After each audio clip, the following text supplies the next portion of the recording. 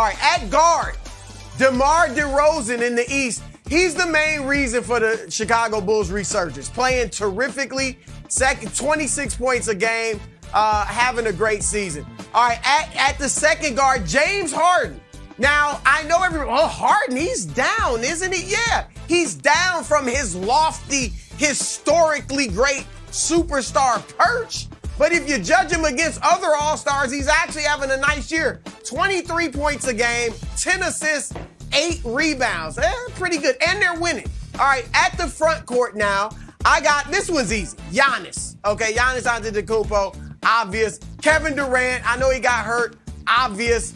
And Joel Embiid, just phenomenal jump shooter and big man. Yep. So the front court for the East was a cinch. If Durant's hurt, he probably won't play in the game. I'm going to throw Jason Tatum in there from Boston. I know they're not winning much, but he's putting up big numbers and playing well. All right, let's go to the West. In the backcourt, number one, Steph Curry.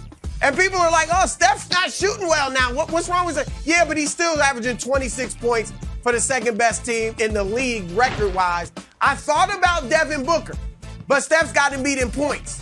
Rebounds, believe it or not. Assists and PER. And he doesn't have right now, DeAndre Ayton and 2 other All-Stars and Chris Paul playing with him.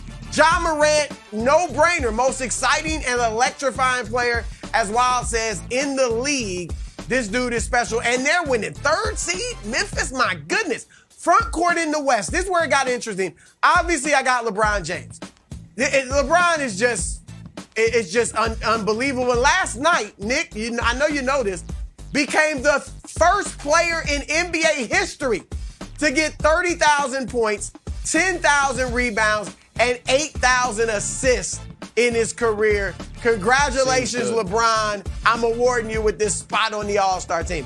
Center, I got Nikola Jokic, a mainstay on Nick's medals, even though Nick doesn't like him at all. But he can't deny. And last night he went for 49. And then we got our man Rudy Gobert. Now, look, I'm going to be honest. I wanted to put Luka Doncic. I wanted to put Luka on the front court. Luka's, 6'7", 6'8". But he is a point guard now, and he's listed as a guard. So I couldn't. I wanted to put then Devin Booker, swingman kind of, listed as a guard. Yeah. So then I looked at it and I was like, you know what? Let me reward Rudy Gobert. 16 points a game, leads the league in rebounds at 15 plus, second in blocks at 2.5. And Nick will love this. He throws this out like it means nothing, like it's a joke. It's significant, especially in today's pick-and-roll NBA, that Rudy Gobert leads the league in screen assists. I'm usually not with the analytics guys. I almost said that. But that's a nugget. A nugget for the analytics. That's an honest branch. Let's make up analytics geeks. He's first all time, or leading the league in screen assists. Broussard started this with a lie and ended it with the worst All-Star selection ever. The lie is this. He said I don't have a vote. Actually, I have literally hundreds of votes. I can tweet them every day. I tweeted it during this segment to try to offset your stuff. Fan vote, buddy. Hey, I'm not a part of the media elite like you, buddy. So I just have hundreds and hundreds of All-Star votes, not one. Here's why this is so bad by Broussard. 7 of these, Steph, Ja, Jokic, LeBron, and the East front court, are all locks. Everyone has it. So there's only 3 real choices. And Broussard went 1 for 3. DeRozan's correct. Levine should be in over Harden, however. But more importantly, let's not argue about that. Rudy Gobert starting an All-Star game. Just say it out loud, and as soon as you say it, your mouth starts. Hey, who would I rather? Literally anyone. Karl Anthony Towns, come on down. Want to reward the Warriors? Draymond Green, really? Come on down. Yes, really. Anyone. It is wild. It is an all-star game. Raise your hand if you're excited to watch screen assists, pouting faces, and rim protection in the all-star game. No thanks. 16 points a game. Oh, he's 70% from the field. Personally. Exactly. Okay, that's fine. Okay, he can be on the team. He can't be a starter, Wild. Yeah. Rudy Gobert starting an all-star game would be the death of the all-star game. It'd be over. Jumping the shark. Can't happen. It'd be terrible. No. What, Wild? Okay. Here, this Go is ahead, a Wiles, take and that then is I'll going to combat be that perfectly centered about Rudy Gobert. The issue with the All-Star game is it comes a little Harlem Globetrotteries, right? It's just like, throw an alley-oop and no one's really trying on defense. If you put Rudy Gobert in there, you put Rudy, and Rudy's like, hey, you got to really block shots. The offense actually gets better too. Like Russ was that big dunk on Rudy Gobert actually is exciting because someone's trying to block it. If that was an all-star game and you have, Draymond out there, I'll just go. I mean, they're both on the West, but you're like, go ahead.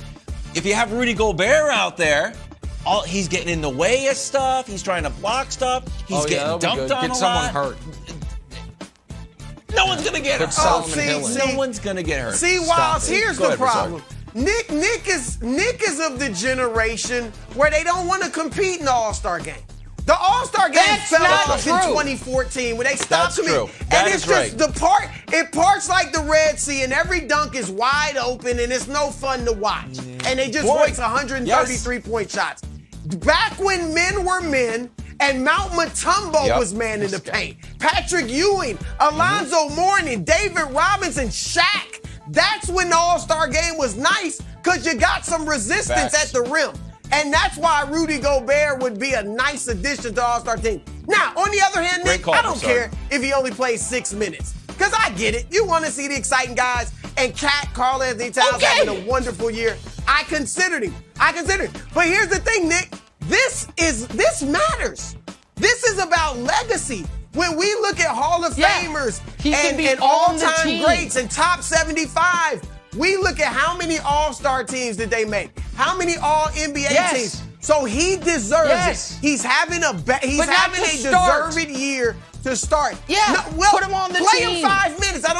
But he should be. It counts that he's an All-Star. He should make it. It's not a fashion show, Nick. It's not a fashion show. Well, just wait a second. The man deserves it. He's playing great. There is a reason when the players pick, every year he's the last one picked. They have the draft, and it's like, who's left? It's Gobert. It's like, damn it, somebody's got to have him. Look at these other guys on this list. You have MVPs. You have DeRozan, who's been a really good player. Of the other 9 guys, DeRozan's the worst, the least accomplished. And he might, he's like a fringe MVP candidate this year. You have the most electrifying man in sports entertainment. You have the greatest shooter ever. You have the greatest passer ever. You have the best passing big man since Walton. You have maybe the best scorer ever in Durant. You have maybe the best shooting big man ever, maybe in Embiid. You have a guy who might be the greatest international player when it's all said and done in Giannis. You have one of the best playmakers ever in Harden. Oh, yeah. And then you have Rudy Gobert. And then it's Rudy. Screen assists. I mean, it befouls an otherwise great lineup of 10 all-timers. And 8 all-timers plus DeRozan. Unbelievable. Thanks for watching. Subscribe here to get the latest from the show. Also, be sure to check out more of the best clips from First Things First, or go watch a few segments from our other shows on FS1.